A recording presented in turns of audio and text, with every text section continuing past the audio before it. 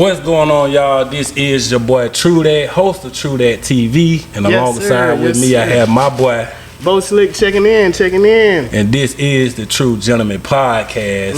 And today we got my boy Kellen with us today. What's going on with you, man? What's up, man? Happy to be on the show, man. Thanks for inviting me on. Yes, sir. What's up? Now, before we even go any further with the topic, man, we have to make sure we show love to Paradigm Lounge, right here in Montgomery, Alabama, man. We, big shout out to them, man, for just allowing us to be in the space, man. It's very nice in here, And I know y'all see it. Check it out. Yeah, 30 and up, grown folks vibe. I mean, grown. Hey, don't come with none of the mess, man. Hey, you got to be 30 and up. Put your best outfit on and catch a vibe. Get you a drink. We got to hurry up and get out of here because we can't afford it. You know what I'm saying? It's gonna be that's nice. That's nice. I really just put my suit on just to make it seem like I can fit in. Yeah. But I got this at the Goodwill this morning. I ain't gonna lie, Trey. You put it on. Well, you put it on. I didn't get the dress code. They didn't tell me about the dress code before we got started. Do you understand that I do try? That boy put the loafers on. Absolute best. The man talking about he got it from Goodwill. He got the matching socks. The Gucci shoes. Yeah. Those came from Burlington. It's nothing special. We just here. Boy. That's what them paid folks do. They for real though. When I seen them, I'm like, "What? They better put a suit on?" I thought I was like, "Boy, cleaning." Yeah. It's more so of just flowing in my own environment. Once I realized that I was my own boss, I started to act like it, and that's sometimes you gotta look how you feel.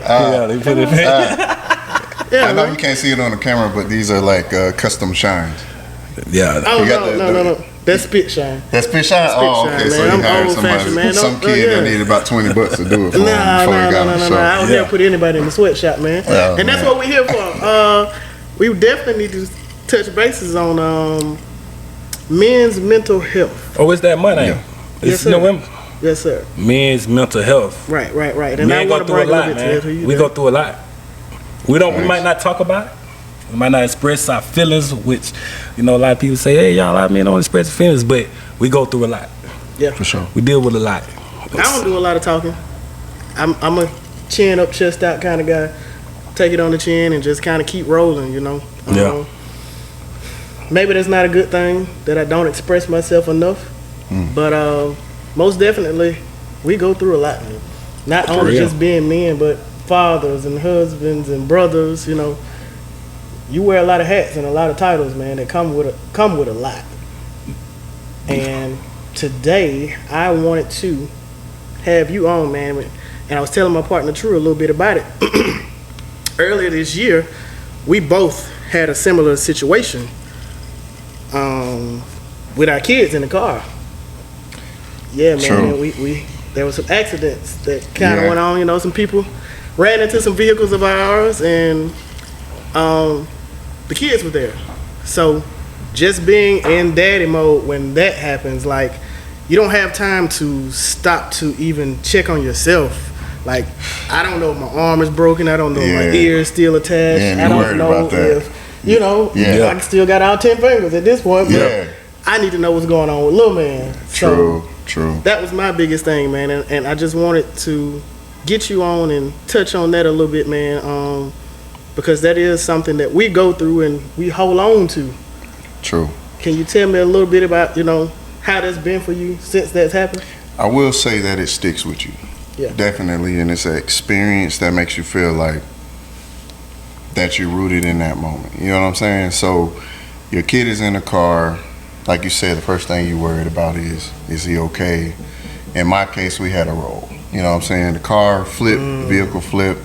I'm seeing my son above me, hanging by his car seat. You know what I'm saying? He's reaching for me.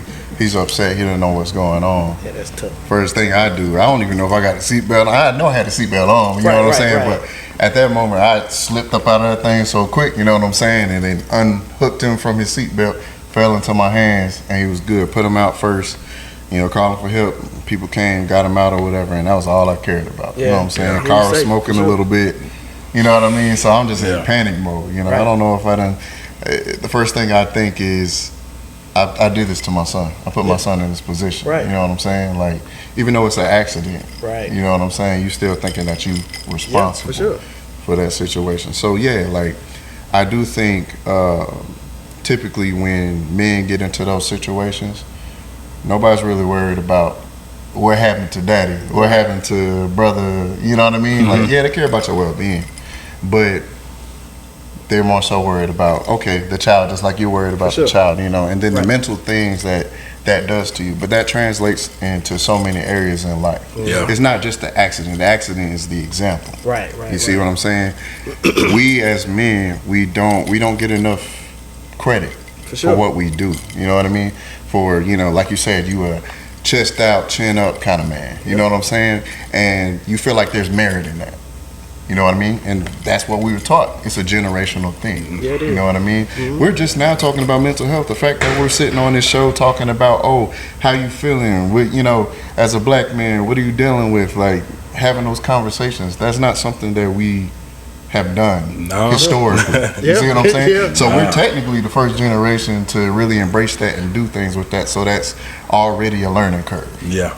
You see what I'm saying? So I think that just translates to what we're doing right now. I think this is a great thing to be doing. You know, I think it is necessary, it's vital for us to come together and to have these conversations. Yeah, for sure. You see what I'm saying? So with that, do you think it needs to go as far as therapy? Like, do you bring a doctor into this, or is this something that we can handle as men collectively? Like, what more can we do to make sure we don't have to bring anybody else in the picture, or you know, make it easier enough that I can call on you or you can call on True, or whatever that case may be, instead of reaching out to somebody else that's a stranger that you don't even really know to express these feelings? Well, I think until it's more commonplace, you know, when it comes to everybody's going to therapy, everybody's taking care of their mental health, that's the only way that people can truly understand what the other person needs. Because you can sit here and talk to your boys about your problems and different things going on all day, and then a lot of people ain't going to be able to respond the way that you need to be responded to. See what I'm saying? True. But if everybody's doing that and that becomes more commonplace in our culture, I think we can get to a point where we can support each other. You know what I'm saying? Yes, sir. So I think that's necessary going forward. So if the goal is for everybody to go to therapy, everybody to do this, that, and the third, then we can have those conversations. My thing is, though, because, you know, a lot of times, though, what do you get out of therapy? Because everybody may not, you know, can relate to the situation that you're going through. You know, it means depending on whatever you're going through. Like with your situation, you know, of course, you've been in a car wreck. That does something to you mentally. You know. But I think us as a generation, from the point, like from the time you're born, especially like our race, you know what I'm saying? Like we are automatically pre-installed with problems. For sure. You see what I'm saying? Whatever generational things that were passed down to us from who's raising us, you know what I'm saying? Like those things are automatically installed in our everyday life, and we don't know those are issues. True. So if we start teaching that early, like for my son, for example, like he's already in there. You know what I'm saying? But it's more proactive. You know what I'm saying? So he can talk about things. So the trauma that comes with growing up and, you know, dealing with your emotions and dealing with different things, like I want him to know that he can talk to somebody. He can talk to me. He can talk to, you know, a professional, whatever it requires, and to know that is normal. For us, that is not normal. It's still not normal. You see what I'm saying? So that's why I think like we should just start teaching our kids that, but we should start teaching each other that too. So that that's not something that we take with us moving forward. You know what I'm saying? Yeah, I agree. I agree. And another thing that I'd like to touch on with that being said, when we do have these conversations, I think pride is always in the way. Yeah. Always. So we can't just sit and say, bro, I'm sad. Like, you know, you can't just, that's not a thing that you can just rip off to your homeboy, to your brother. Like, because, you know, someone will be like, hey, man, shake that. Hey, bro. Man, what the hell wrong you got going on, man? Get that off your chest.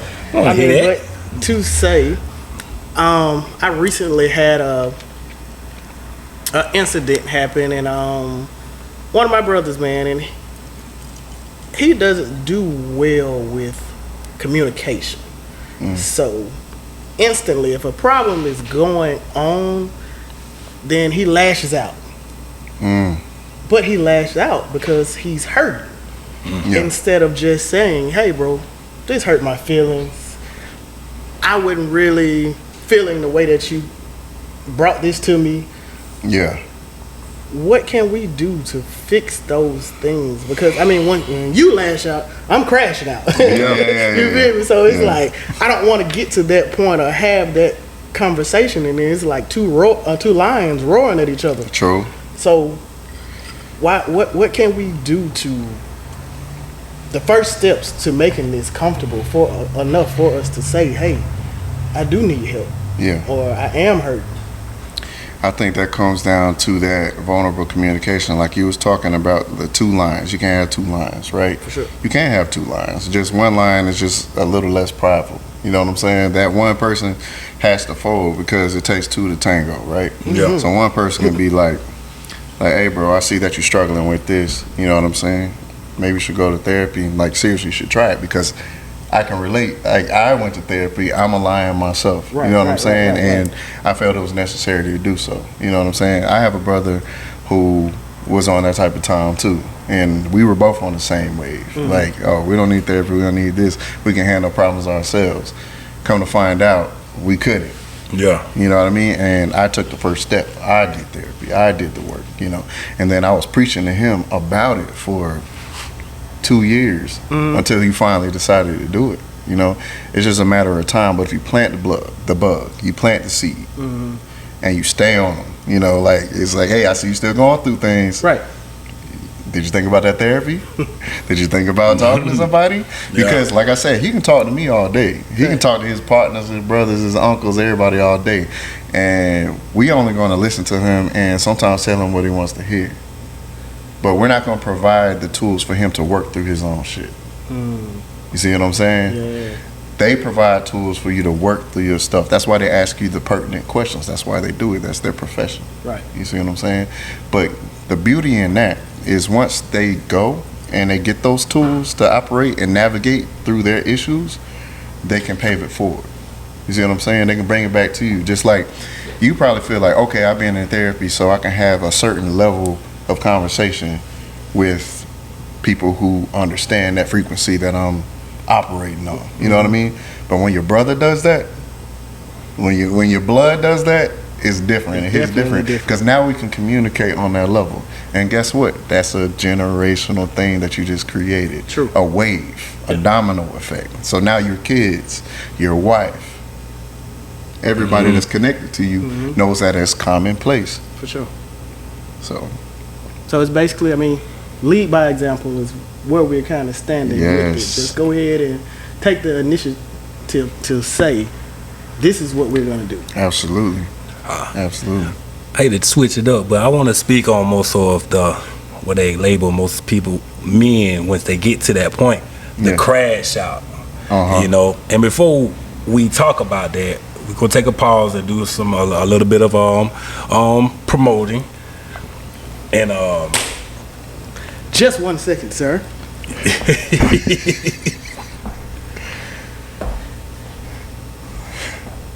I guess we're pausing for a commercial break. Oh yeah, you go. And so, you know, we gotta make sure we shout out again to Paradigm Lounge. You know, right here in Montgomery, Alabama, downtown, right off Commerce Street. If you're 30 and up and you're looking for a good time, make sure you come through, catch a vibe, get you a drink, smoke you a cigar. Paradigm Lounge, you know, have a good time. Yeah. Sitting here with my boy Kellen. And don't come in sweats. Don't come in t-shirts. Don't dress like me if you want to come to Paradigm. Wear the right stuff because they won't let you in. They ain't gonna let you in. No. You gotta come through. I had to get a waiver to come in. Yeah. Oh yeah. And so back on to what I wanted to touch on is more so of the crash out. You know, a lot of men. You know, they being traded talk before as far as. Hey, don't mind me. How you do that, man? Just kind of, in my Goodwill suit. Oh man. Trying feeling itself too good. Yeah, trying to be ashtray right there. Yeah, I let it get too far out. It's okay. My cohesion. That's part right of the show. that's part of the. That's a scripted. It's a scripted Hey, moment. it is a true gentleman. So Yeah. We keep everything out there. And it is real. We ain't gonna cut nothing out. Ashes to ashes. We ain't gonna cut nothing out. We're here in Pair Down Lounge, man. We got to keep it clean. So Yeah. Gotta keep it clean because it is a clean space. So sure. I guess I'll wait to both sleep to come back here so we can touch more on that. But another ad. You know what I'm saying? If y'all need any video needs, pictures, hit your boy up. True That TV. I will get you right. I film events, weddings, sports events. Music videos. You need a commercial made. Hit me up at True That TV Network. It's True That TV Network. Yes, sir. The shooter. Well, since the shooter has done his, I guess I'll get to mine. And I am Mr. A Gentleman's Touch. That's luxury detailing. If you need your cars detailed, vans, motorcycles, whatever it may be, we can clean you up, and we will come to you. We are mobile and we are stationary. That address is 2917 Hopeful Road, Wetumpka, Alabama. So if you ever need us to pull up, just let me know. We'll come through, and come holler at us. A Gentleman's Touch, mobile detailing, luxury detailing, that is. That is. It gets you right. And so, man, back to the topic, man. They label us black men as the crash shop, and it's what they say. Once you get to that level, we trade what we said before. When your glass is empty, right? What more can you give? What more can you give? And as far as like a lot of men, when they get to that point, it's like what you were just saying. Being able to have an outlet to go to this, when you need to talk to somebody, or you feel like, oh, I'm good, but you're not good. Right. You engage and you poured into so many people, or you poured into them and nobody pouring into you. What do you do in those situations when you don't have nothing else to give? For sure. Well, I don't know. If the elements are there to work against you, which typically they are, right? All you can do is rely on brotherhood, or rely on the people that have the resources. You know how they say, surround yourself with like-minded people. Right, like-minded people. But look, show me your friends, I'll show you your future. True. Right? It's the same concept. So if you're surrounded by people who don't pursue the betterment of themselves, then you're surrounded by the wrong people. And I feel like that is a constant in our culture. Yeah. Is that we are trying so hard to be this, that, and the third, or look a certain way, or be perceived a certain way, when there's no merit in that. You know what I mean? Mm-hmm. It's okay to be vulnerable. It's okay to communicate. It's okay to be all those things. But we're not going to get anywhere if we are continuously trying to look a certain way. Because you can look a certain way and not have nothing to back it up. For sure. You see what I'm saying? I mean, I look a certain way today, and don't let me tell you that I'm outside driving a Ferrari. Yeah, that's what I'm saying. But you look like you drive a Ferrari. You know what I'm saying? It's the same thing. But there's a lot of people that take a lot of stock in looking like they drive a Ferrari, and they drive a 92 Regal. You see what I'm saying? And nothing wrong with a 92 Regal, for sure, but don't pretend to drive a Ferrari. Fact. But that is the embodiment of what we typically do. You got to also think, and I hate to get all conspiracy theorists or whatever. I ain't going to go all the way down there. But No. Talk about it. Like, our society is already geared towards manipulating how we think. For sure. Not just our culture, but people in general. You know what I'm saying? It's already geared towards making us think that certain things are important, but they're not. And so we focus on what money can buy us, You know, oh, that fixes everything. Oh, you want the baddest female, or the most handsome guy. You want a guy that's 6'4", 6'5", that drives a Bentley. You know what I'm saying? Yeah. And he has a 6-figure job. For sure. And he no kids. You know what I'm saying? Right, and then on the flip side, for females, you just want the baddest thing walking, but you don't want to do the work to get the baddest thing walking.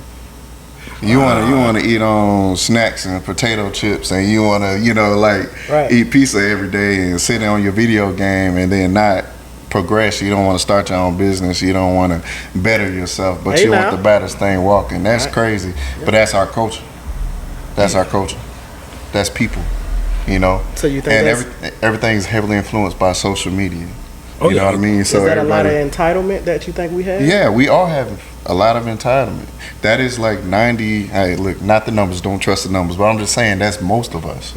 It's high. It's high, but that's most of us. So someone who might have that inclination, or they see how things are, you know, and they see the reality, that can be discouraging for that everyday person who's like, I don't want to be involved in none of that. I want to pursue the best version of myself. But if you've noticed, the people that pursue the best versions of themselves, and they know that they're not perfect, but they're trying to be, they're aiming for perfection, those are the people that you see that are successful and that they're doing their thing, and they're out the way, like this guy right here. You know what I'm saying? He's focused on his son, his kids, he's focused on his wife, but he's focused on his bread. And then all that stuff that's out there, that's there to distract him, he does his best to eliminate those distractions. You see what I'm saying? So if more people could think like that, then I feel like more of us would be successful and not focus on what society's trying to do. True. They call it what most people say, you know, living in the world. Yeah. You know? Yeah. Living in those worldly things. Yeah. Looking for. And I honestly don't know where I got that from. I'm just a nonchalant ass nigga. Yeah. So it kind of just flowed over into my life with everything else. Like, I didn't care for the world's baddest, which I highly feel like my wife is. Hey, baby. But those were the things. Like, I am a natural guy. Like, I like organic shit. So I just feel like, you know, if you trap yourself in your world of those thoughts, then you can get that. Like, you can come to that. I think, like you said, social media does a lot, and people are really heavily influenced on seeing what somebody else has and trying to take that on. Like, I can't tell you I want to be like the rest of these niggas. Like, me and True were talking about it last night. Envy is a nice word for jealousy. You know, and with jealousy comes hate. So why would I want to envy you? Yeah. So those things I stay to myself, and I do, you know, I run my own race. So I never tell the next man I envy you, because that's just a nice way to say that I'm jealous of what you got. Yeah. I'm never jealous of what you got, brother. I want to see you shine. I want to see the next man shine. True. So, I mean, whatever it is that you have, kudos to you. That's what I'm saying. Yeah. And we all like to, I mean, that's a great mentality to have, but most of us are in that constant state of envy. You know, in constant state of I want this so I can live this lifestyle, I can be this way, but we haven't done the work. For sure. You see what I'm saying? But that's how we kind of come up in schools and stuff. Like, if we just go off off course just a little bit, let's think about dating, right? When people are dating and trying to get to know what they want in a partner and stuff, 9 times out of 10, most people will just rush into the relationship. Yeah. You see what I'm saying? They'll find somebody they like. Next thing you know, they either got a baby, they in a relationship, they married. Like, they don't actually go on those dates and do everything intentionally and stuff. And then a lot of people like the culture now is like, oh, I want to date like 5 or 6 people at once. You know what I'm saying? To see what I can get out of those different people. You see what I'm saying? So when you getting all those things from those different people, you're not actually able to invest all that time into one person to actually get to know that person. Because if you understood like human dynamics, you would know that investing all that time in one person, you can actually get to know the ins and outs of how they are. Like, but if you spreading yourself thin to different things, and that's with everything. That's with career focus. Like, if you're trying to do 5 different business ideas at one time, you're not going to become a master of anything. Right. You see what I'm saying? A jack of all trades, master of none. You know what I'm saying? But that applies across the board. Right. With dating, career, everything. So. Hey, man. I feel what just said something. I feel it, man. Yeah. I'm talking about the vibes are in that. My dog, man. And this is why I wanted him here, man, because I know. Tequila. We're going to blame it on the tequila. Yeah. Hey, man. And look, I'm keeping it hood, man. Everybody else walking around with a glass, I got a suit on with a styrofoam cup, man. You know, I can't have all the aesthetics. What country? You know, I am. He was an avid Lil Wayne fan growing up. That's definitely, the 2 cups and he screwed it is double cup. You know, the inspiration is there.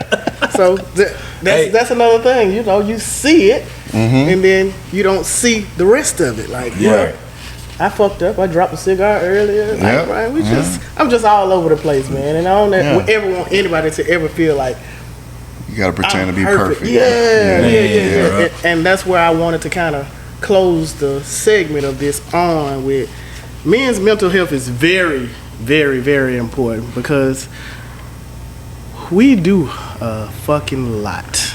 Excuse my language, world, but we do a lot and we carry a lot. And it's just overshadowed by so many things and so many people. The world is gonna instantly jump to the women and kids and say, hey, are you okay? But you don't never look over there in the corner and see that man is okay and he's still over there fidgeting. You know? He's like, he ain't together all the way. But you expect perfection out of him and you give everybody else leeway, kids, wife, whoever else. It's okay for them to mess up, but as soon as you mess up as a man, then the world is crashing. So, you know, fellas, anybody that's out there, man, whatever you going through, if you're not okay, it's okay to say that you're not okay, man. And I just want to close on that. True, I don't know if you got anything else going while we're here. Going off what you just said, man, to all the fellas that's out there that may be going through anything, man, lean on your brother. You know, go look for an outlet. Go to that church in your community. Go talk to somebody, you know, because a lot of times, you know, you going through something and everything ain't peaches and cream where it's just like, oh, I'm good. Oh, I'm all right. Nah, go talk to somebody, seek for help because it's needed. You know, as far as myself, I fall into that sometimes with trying to be like, I'm good because I see so much joyfulness in my life. It's like, I'm gonna bounce back. Back. But then again, and maybe 2 days later, I'm like, man, it's because you're trying to do so much for others around you, you know, your family, your wife, and everything. Where it just it put a toll on you. So it's like, shoot, it can happen. That goes back to why I say they crash out moment where it's like you are trying so much, you doing all you can to make sure everybody else is straight. But what about yourself? For sure. You know, it's a lot of brothers that's locked up because they ain't go talk to nobody. You know, It's a lot of brothers that's in the ground because they ain't gonna talk to nobody. I'm finna take it out, but we finna close. You know what I'm saying? We finna close, but real talk. We'll touch bases back. We'll touch bases on, but that's something that a lot of people that gotta understand, man. It's very serious because you know everybody care for the women, you know, the kids, which is important. But men, we human too. We human too. Watch out for them. We not robots. We not supposed to be moving off just this one impulse like, oh yeah, you supposed to be the strong and mighty one and that's how you supposed to be. Which we supposed to, you know, be the head and lead and make sure, you know, everybody's straight. But hey, we want to make sure people care about that too. True. And so with that being said, man, you know, I ain't gonna say too much and we're gonna close it out and my boy and I already finished his so what did he say? Tequila. Hey. So this is to men's empty glass mental health month. You know, again. Hey, the guys, the true gentleman, And again, before we leave, man, definitely gotta show love again to Paradigm Lounge, man. I know y'all see it, man. Yeah. Please come out. Please don't come in here acting a freaking monkey. You ain't gotta worry about that. You ain't gotta worry about that. It's just a lot going on, and I hate that it has to be us that walk around and act like that. So hey, man, come on in and enjoy yourself, man. Paradigm Lounge, man. Hey, you come gonna catch see the me vibe. in here like this with my lady. You know, Kick back, smoking a cigar. this way you can come feel like you're driving for a ride. What? Yeah. I ain't gonna lie, when I first walked in here, I said, woo. I said, this is a spot. Yeah, this the spot. They said 30 and up. At first, I was like, man, I want to stay young. But no. I enjoy being 30. I feel good. I feel like coming in here, you make you feel like this is my space. This is a place where I can rest my knees. You had a long day at work. Yeah. Come on in, tear down. Hey, man, that was some, you know what I'm saying? And to say, I'm gonna close on that, brother. That was some old 30-ish to say. Yeah, He can rest his knees. Hey, man, I'm Bo Slick, man. Hey, and I'm True That, man. This is the True Gentleman Podcast. Yes, sir. Hey, Yes, sir. And we are out.